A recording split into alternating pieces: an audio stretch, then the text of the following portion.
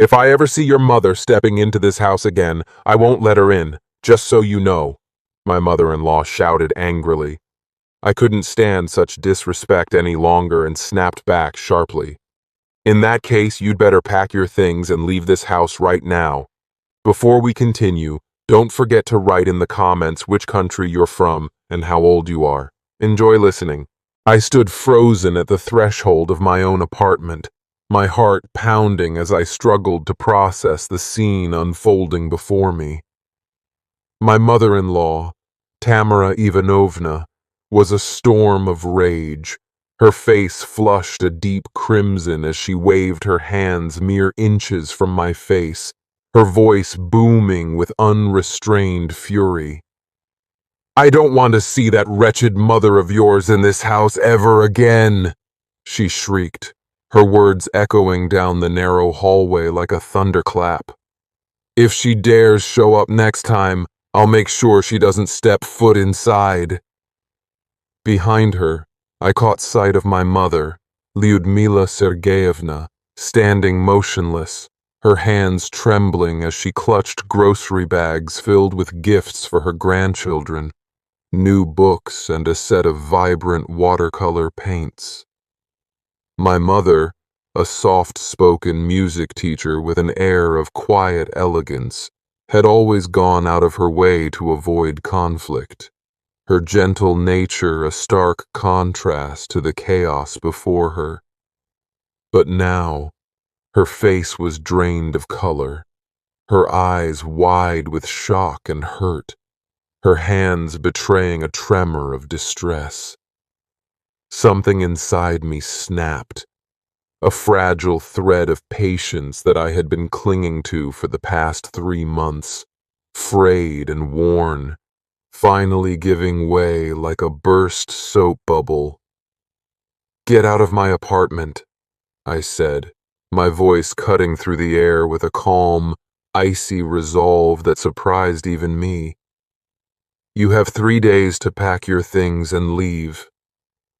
Tamara Ivanovna recoiled as if I had physically struck her, her mouth falling open, but no words came out. Her usual commanding presence seemed to falter, replaced by a flicker of disbelief. My husband, Maxim, burst into the hallway, his face contorted with panic. "Ksyusha, please, let's talk this over calmly," he pleaded, his voice trembling with desperation. "No, Maxim," I replied, my tone unwavering. "I've been trying to talk calmly for 3 months. I'm done." I turned to my mother, who stood rooted to the spot, her expression a mix of humiliation and uncertainty. "Mama, come inside," I said gently. "This is our home, and you are always welcome here." How had it come to this? The unraveling began 3 months earlier, when Tamara Ivanovna arrived at our doorstep, dragging 2 oversized suitcases behind her. She announced, with an air of authority, that she would be staying with us just for a little while, due to renovations at her own apartment. Maxim had acted strangely that day, avoiding my gaze, muttering vague explanations about his mother's situation. I didn't press him. After all, she was his mother, and family supports each other in times of need. I wanted to be the understanding daughter-in-law, the supportive wife. So, I welcomed her, trusting that her stay would be brief. The first week was tolerable. Tamara Ivanovna took an active role with our children, 7-year-old Artyom and 5-year-old Elisa, helping with their homework, preparing hearty meals, and keeping the apartment tidy. For a moment, I felt grateful. My job at an architectural firm was all-consuming, with a major shopping center project demanding endless hours of my attention. Her presence seemed like a blessing, easing the burden of balancing work and motherhood. But the harmony was short-lived. Soon, Tamara Ivanovna's critical nature surfaced, her comments sharp and unrelenting. "Kshusha, you're folding the towels all wrong," she'd say, her tone dripping with disapproval. "Why do you buy such expensive yogurt? There are cheaper brands that are just as good." I brushed it off, attributing it to her years as a history teacher, accustomed to correcting and instructing. It was just her personality, I told myself, trying to keep the peace. Then came the takeover of the children's room. Artyom and Alisa were displaced, forced to sleep on a cramped fold-out bed in our bedroom.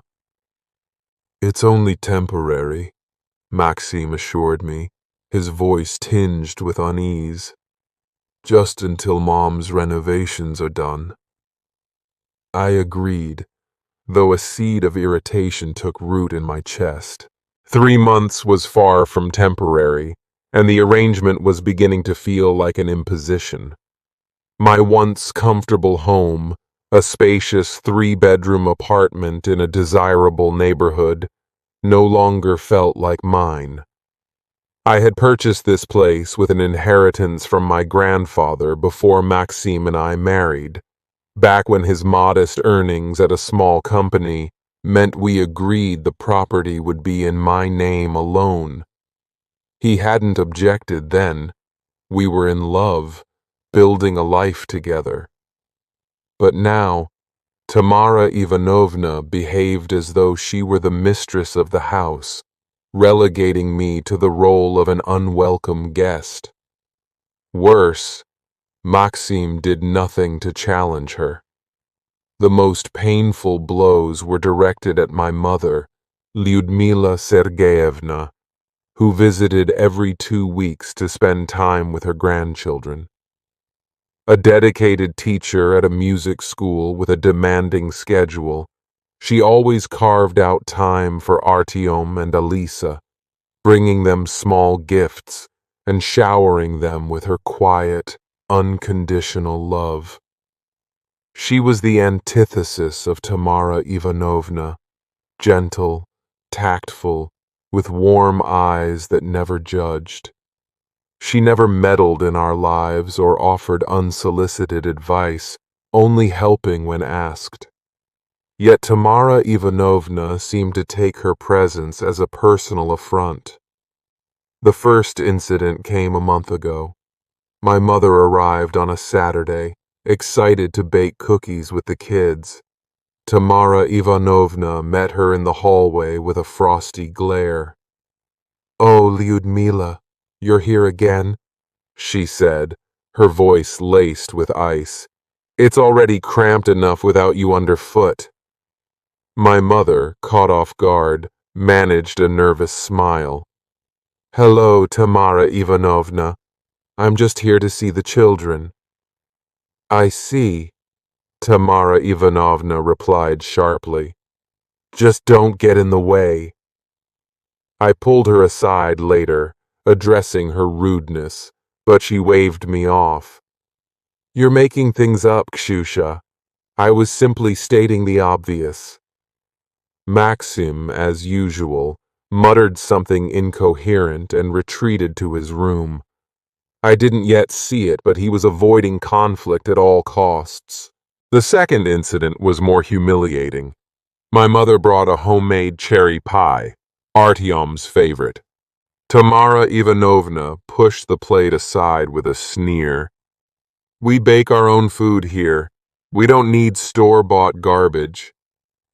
"But it's homemade," my mother began, her voice faltering. I was ready to explode, but she touched my arm, whispering, "It's okay, dear. Let it go."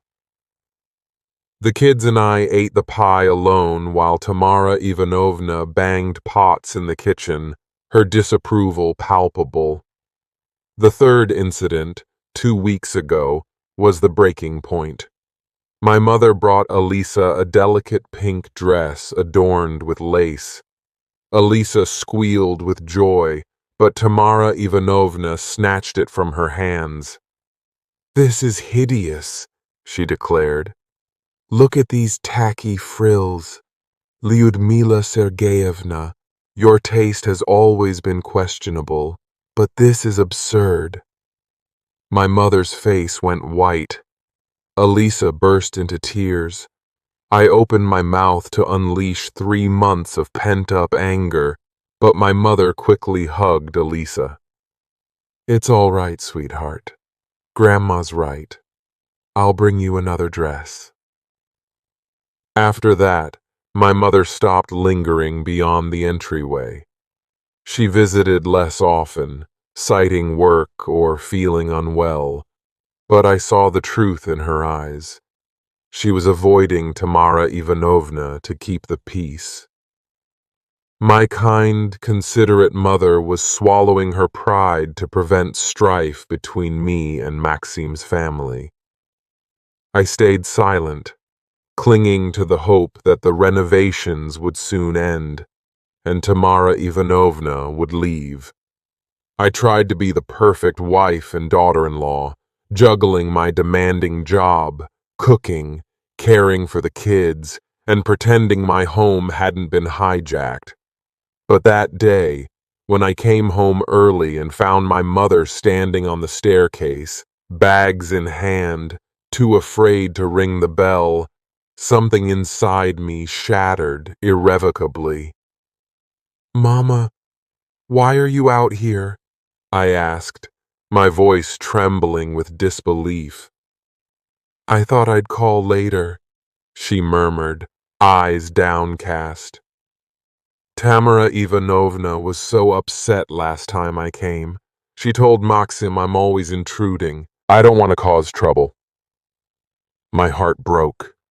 My mother, scared to visit her own daughter's home? I opened the door with my key and overheard Tamara Ivanovna on the phone, oblivious to our presence. "Yes, Maxim, I'm serious. Your mother-in-law's planning to show up again. How much longer? Doesn't she have her own life?" I stepped inside, and she turned, a flash of fear in her eyes before her face hardened into its usual mask of arrogance. Then came the tirade.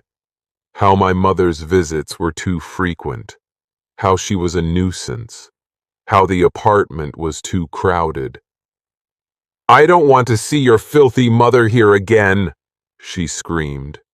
"Next time I'll keep her out." That's when I issued my ultimatum, the words I should have spoken months ago. The apartment fell silent, the air thick with tension. Artyom and Elisa peeked out of their room, their faces etched with fear. Maxim stood in the hallway, pale as a ghost, his lips moving but no sound escaping. "Kshusha, Mom didn't mean it," he finally stammered. "Didn't mean it?" I turned to him, my eyes blazing with fury.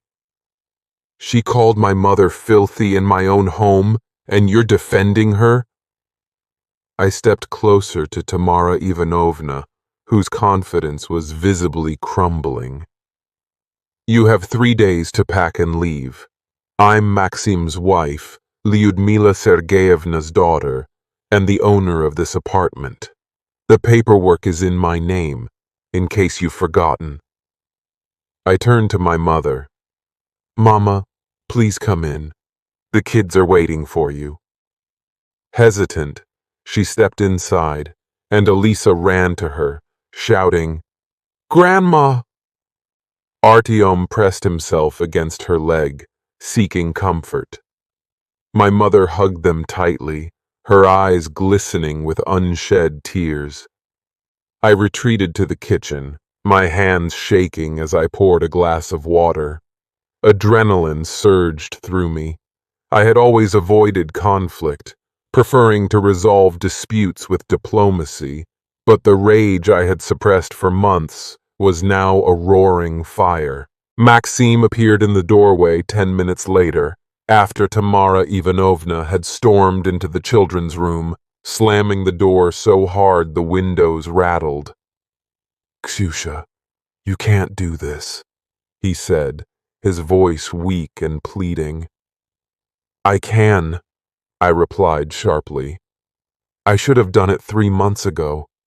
Better yet, I should never have let her move in." "But she's my mother," he protested. "And Lyudmila Sergeyevna is mine," I shot back.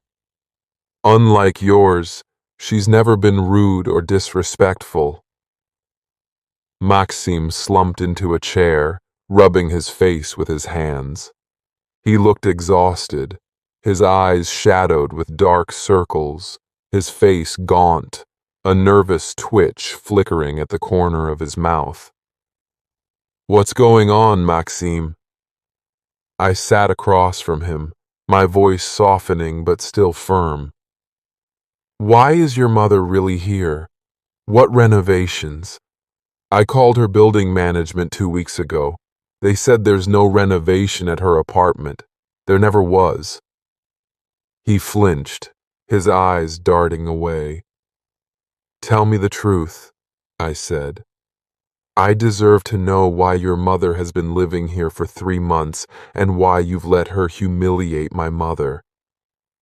"I don't let her," he mumbled, barely audible. "You do," I said, slamming my hand on the table. "You stay silent every time she says something cruel. You hide. You're a coward, Maxim."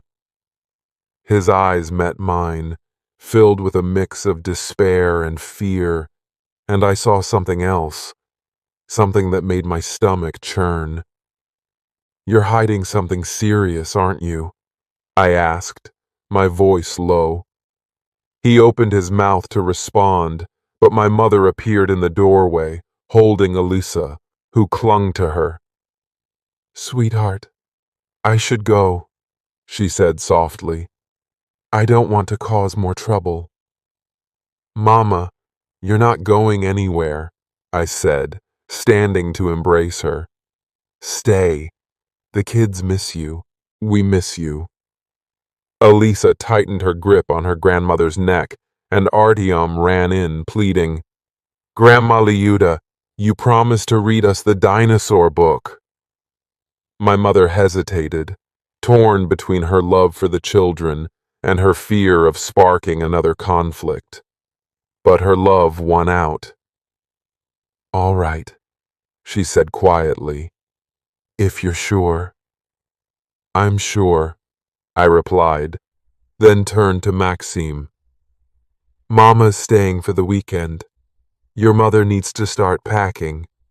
And tonight, when the kids are asleep, you're telling me everything, the whole truth."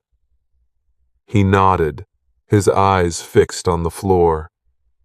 The rest of the day passed in a tense, almost suffocating silence. Tamara Ivanovna remained locked in the children's room, pacing and muttering to herself. Maxim retreated to his tiny office, a converted storage closet, pretending to work. My mother and I kept the children occupied with reading, drawing, and board games, trying to maintain a sense of normalcy. But I could see the strain in her posture, the way she flinched at every sound from the other room, bracing for another outburst. When the kids were finally asleep, Artyom on the fold-out bed, Elisa curled up beside me, and my mother settled on the living room couch, I knocked on Maxim's office door. "We need to talk, now." We sat at the kitchen table, the door closed to keep our voices from carrying. "Tell me," I said, my tone leaving no room for evasion. "No lies." Maxim stared at his empty coffee cup, his shoulders hunched, before letting out a heavy sigh. "Mom doesn't have an apartment anymore," he said, his voice barely above a whisper.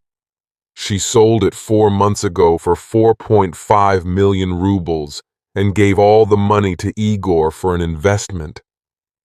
Igor, Maxim's younger brother, was a 35-year-old chronic failure, always chasing get-rich-quick schemes that inevitably collapsed, leaving debts in their wake.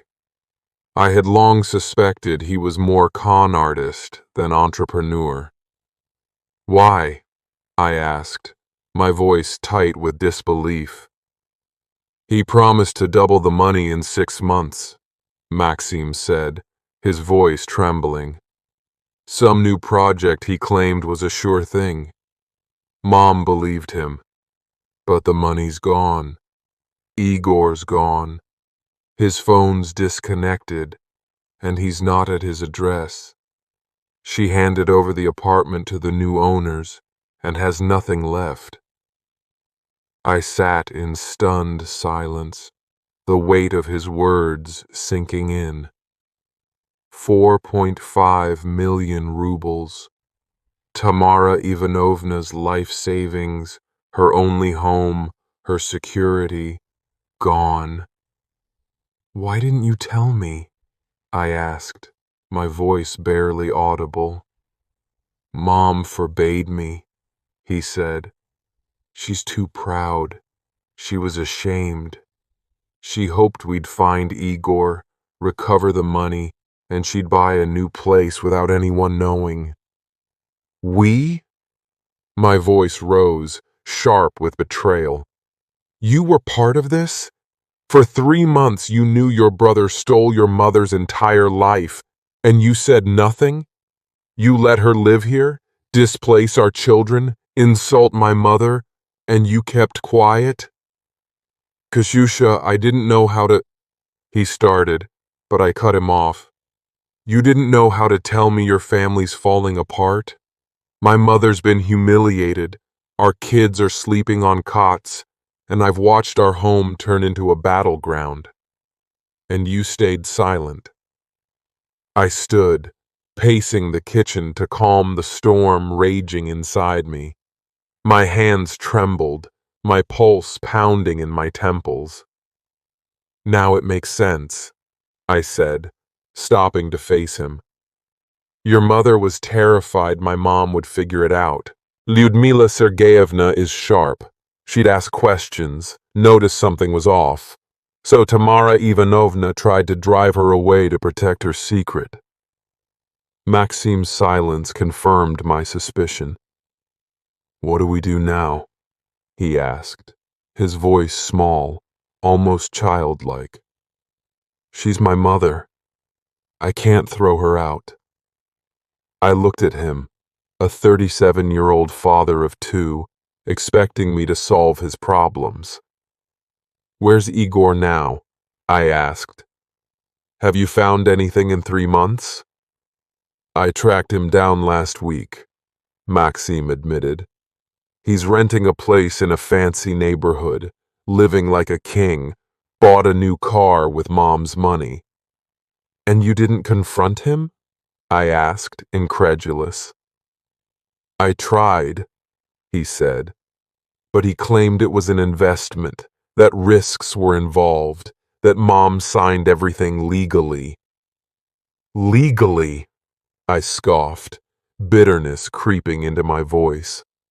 Fine, we'll handle it legally. Tomorrow, we go to a lawyer. We gather all documents, messages, proof of Igor's fraud, and we sue him. Maxim's eyes widened. You want to help? I want to protect my family and get justice, I said firmly. But on one condition, no more secrets, no more lies. We handle everything together, openly, and your mother apologizes to mine, publicly and sincerely. She'll never agree, he said, shaking his head. Then she's out tomorrow, I replied. I'm not bluffing, Maxim. Either she owns her mistakes, or I'll evict her in 3 days. and we'll deal with Igor without her." He swallowed hard and nodded. "I'll talk to her." "No," I said. "We'll talk.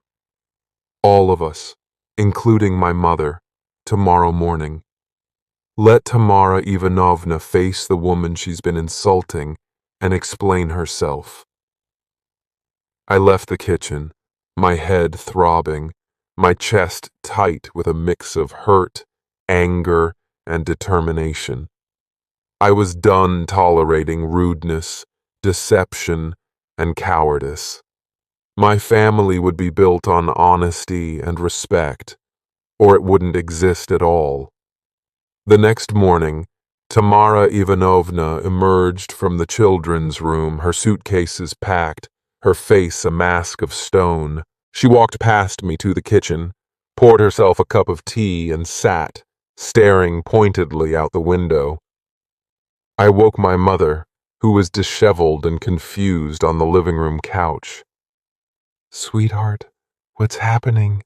It's so early," she said, her voice tinged with worry. "Mama, we need to talk," I replied. "All of us, now." Her eyes flickered with apprehension, but she nodded and went to freshen up. Maxim was already in the kitchen, pale and sleepless, his hands fidgeting nervously. The children were still asleep. It was barely 7 a.m. on a Saturday. When my mother entered, Tamara Ivanovna stood abruptly, heading for the door. "Where are you going?" I asked, my voice calm but unyielding. "If you're holding a family meeting, do it without me," she said curtly. "I'm ready to leave." "Sit down," I said. "This concerns you most of all." She turned, and I saw a flicker of fear in her eyes, quickly masked by her usual haughty demeanor. "Maxim told me the truth," I began. "About the apartment, Igor, the money." Tamara Ivanovna paled, gripping the back of a chair for support. My mother looked at me, then at her face a picture of confusion. "Sit, please," I said, gesturing to a chair. "You're not going anywhere." She sat slowly, her hands trembling as she set her cup down with a soft clink. "Lyudmila Sergeyevna," I said, turning to my mother, "what I'm about to tell you explains everything. 4 months ago, Tamara Ivanovna sold her apartment for 4.5 million rubles and gave every ruble to Maxim's younger brother Igor for what he claimed was a lucrative investment. He disappeared with the money. She has nothing left. No home, no savings." My mother gasped, her hand flying to her mouth. Her kind eyes filled with compassion, a reaction that stunned me given all she had endured. "My God, Tamara Ivanovna," she whispered. "That's devastating." "I don't need your pity," Tamara Ivanovna snapped, her voice cracking with emotion. "No one's pitying you," my mother said gently. "But how did this happen?" "Igor promised to double the money in 6 months," Tamara Ivanovna said, standing abruptly and knocking over her chair. "He's my son. I trusted him. I thought I was helping him build a future, but he took everything and vanished." She covered her face with her hands, her shoulders shaking with silent sobs. For the first time in 3 months, I saw her not as the domineering teacher, but as a broken, vulnerable woman. My mother stood and placed a hand on her shoulder.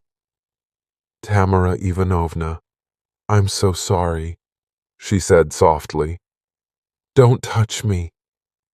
Tamara Ivanovna flinched, her voice raw. You wanted this, didn't you? To see me humiliated. I worked my whole life, saved for that apartment. It was all I had. And now I'm nothing. Her voice broke, and tears streamed down her face. Maxim sat motionless, staring at the table, his silence heavy with guilt. I stepped closer to Tamara Ivanovna, forcing my voice to remain steady despite the storm of emotions within me. Tamara Ivanovna, I understand your pain and your shame, I said, but that doesn't give you the right to hurt others. You've been cruel to my mother, who has never done anything to deserve it. You've called her intrusive, tactless. Yesterday you called her filthy. She looked up, her eyes red and swollen. I didn't mean... You did, I said, my voice firm. You were afraid she'd see through you. My mother is perceptive. You worried she'd ask questions, notice something was wrong, so you tried to push her out to protect your secret. Her silence was confirmation enough. My mother knelt beside her, looking into her eyes with unwavering kindness. Tamara Ivanovna, if you'd told the truth from the start, who would have judged you? She said. You were deceived by your own son. That's not your fault. I was ashamed, Tamara Ivanovna whispered, her voice trembling. I'm a teacher. I spent my life teaching children to be wise, and I fell for a lie. How could I be so foolish?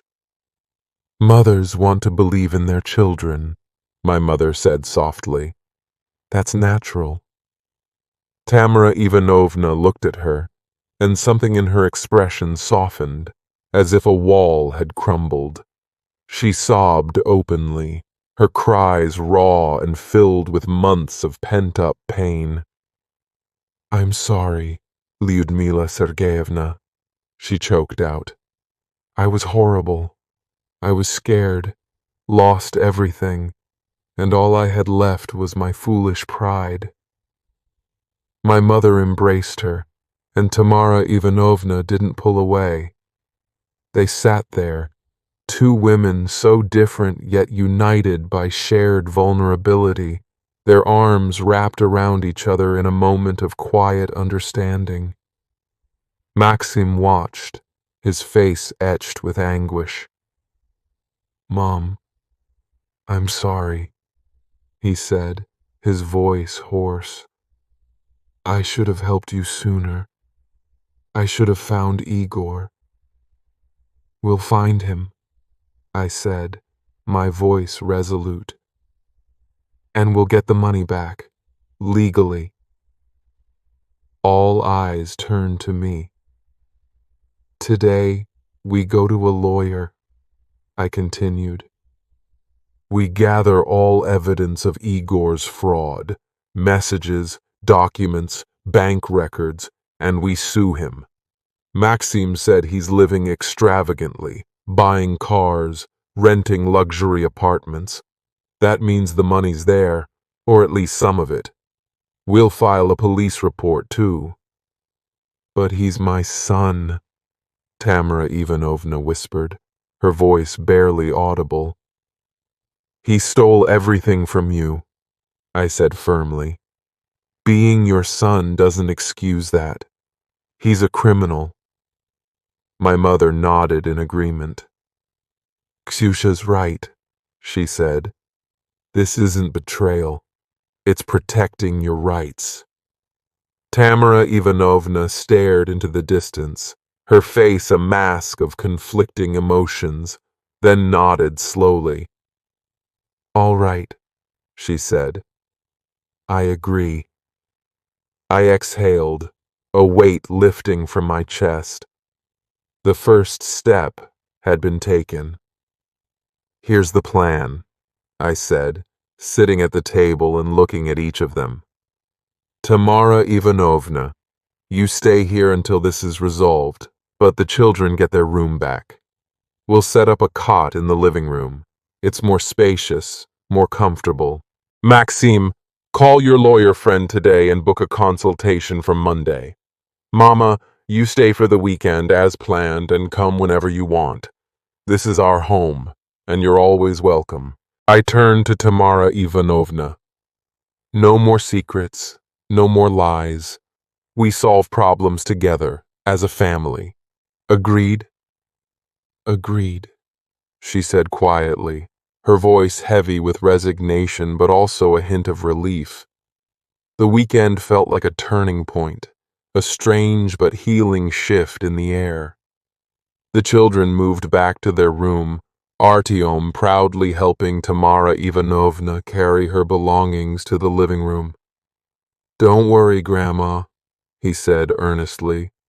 "It's nice by the window, sunlight in the morning."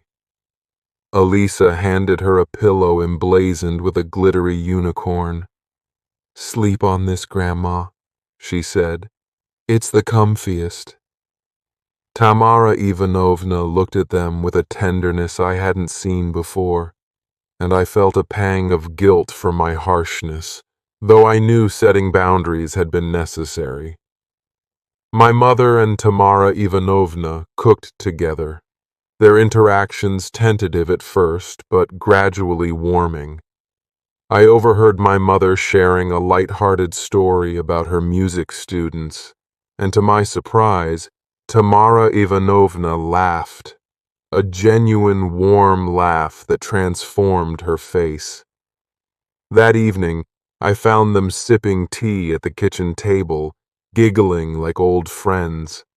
My mother's face grew serious. "Tamara Ivanovna, I want to apologize again for everything I said and did these past 3 months," she said. "It was wrong of me." My mother placed a hand over hers. "I forgave you long ago," she said. "People act out when they're hurting. The important thing is recognizing it and making amends." On Monday, Maxim, Tamara Ivanovna and I met with Viktor Sergeyevich, a seasoned lawyer with sharp, attentive eyes. He reviewed the documents, sale records, text messages, bank transfers, and shook his head. "This is a complex case, but we have a strong chance," he said. "We need to prove fraud. Igor promised specific returns but misappropriated the funds. We have his messages, evidence of his lavish spending. File a civil suit and a police report for fraud." We submitted everything that day. Lawsuit, police report, every scrap of evidence we could muster. A week later, Igor called Maxim, his voice brash and self-assured over speakerphone as we sat in the kitchen. My mother was there too, having come to support Tamara Ivanovna. "Bro, seriously? Mom's suing me?" Igor said, incredulous. "You stole her money," Maxim replied, his voice shaking with barely contained anger. 4.5 million rubles. You left her homeless." "She gave it willingly," Igor shot back. "Investments are risky. I warned her." "You promised to double it," Tamara Ivanovna interjected, her voice sharp. "You said it was safe, with contracts and partners." "And the new car?" I added coldly. "The luxury apartment? The Maldives vacation? That's what you call a failed investment?" Igor faltered, then turned defensive. "Who's this?" "Kasyusha," I said. "Maxim's wife and the owner of the apartment your mother's living in because you left her with nothing. I've compiled a file, car purchase, apartment lease, travel receipts, all on her money. It's going to court. Get a good lawyer." I hung up, my hands trembling with adrenaline and righteous anger. "Well done," Tamara Ivanovna said softly. "Thank you." The next 2 weeks were a whirlwind of preparation. I pulled bank statements, tracked Igor's extravagant purchases, and contacted others he had swindled with his investment schemes. My mother came every weekend, watching the children while we sorted through documents. Tamara Ivanovna and my mother grew closer, their shared moments in the kitchen, or with the kids softening the edges of their past conflicts. One evening, I overheard Tamara Ivanovna confess, "I can't believe Igor did this. I always defended him. Maxim was the responsible one, but Igor was my baby. I spoiled him, and this is the result." "You're a mother," my mother replied gently. "We love our children, no matter what. It's not your fault he chose this path." I realized then why Maxim was so hesitant, so conflict-averse. He had spent his life striving for his mother's approval, which always came effortlessly to Igor. The first court hearing was brief but promising. Igor's lawyer, a cocky young man, tried to argue it was a voluntary investment, but our lawyer dismantled their claims with evidence of Igor's deceitful promises and reckless spending. The judge ordered Igor to provide a detailed account of the funds and scheduled another hearing. After the hearing, Igor approached Tamara Ivanovna in the courthouse corridor. "Mom, why are you doing this?" he said, feigning hurt. "We're family. We could have settled this privately." "Settle?" she replied, her voice cold as steel. "You stole everything I had. You left me homeless. And you want to negotiate?" He mumbled about business risks, but she cut him off. "I trusted you. I gave you my life's savings, and you didn't even try to make it right. You're not my son until you return the money and apologize." The second hearing exposed Igor's fabricated contracts, which our lawyer easily disproved. By the third hearing, Igor arrived alone, looking haggard. The police investigation had clearly shaken him. After the session, he approached Tamara Ivanovna again. "Mom, I'll return what I can," he said. "I'll sell the car, about 2 million, and I have 1 million in my account. I'll pay the rest, 100,000 a month." She consulted Viktor Sergeyevich, who advised accepting if Igor signed a notarized agreement for the balance with interest. She demanded 200,000 monthly and 10% annual interest. Igor, cornered, agreed. A month later, 3.8 million rubles hit Tamara Ivanovna's account. Igor had sold the car at a loss, but added from his savings. The notarized agreement for the remaining 700,000 was secured with our lawyer. Tamara Ivanovna stared at the bank statement, her hands trembling. "I thought I'd never see this money again," she said quietly. My mother, there for the weekend, poured her a cup of tea. "Now you can buy a new place," she said. "Start fresh." Tamara Ivanovna nodded, her expression thoughtful. "These months changed me," she said. "I learned pride doesn't solve anything. If I'd been honest, I wouldn't have hurt you." My mother smiled. "You apologized. I forgave you. And I'm glad. We've become friends." The following week, we found Tamara Ivanovna a cozy one-bedroom apartment in a building just 10 minutes away. It was bright, with fresh renovations, perfect for her needs. At her housewarming, the kids ran through the small space, exploring every corner. Maxime assembled furniture, looking more relaxed than he had in months. My mother brought potted violets and geraniums, adding warmth to the space. Artyom and Elisa hung their colorful drawings on the fridge, their laughter filling the room. Tamara Ivanovna raised a glass of juice, her voice steady but emotional. "To my true family," she said. "To Kazyusha, who was stronger and wiser than I ever gave her credit for, who fought for justice when she could have turned me away. To Lyudmila Sergeyevna, whose kindness showed me that softness is strength, who forgave me when she had every right to walk away. To Maxim, my son, whom I pushed too hard, forgetting he's human, and to Artyom and Elisa, who love their grandma even when she's been difficult." Her eyes glistened as she looked at me. "Kashusha, you taught me that boundaries aren't cruelty. They're respect. That you can help others without letting them walk over you." I stood and hugged her, feeling her arms tighten around me in return.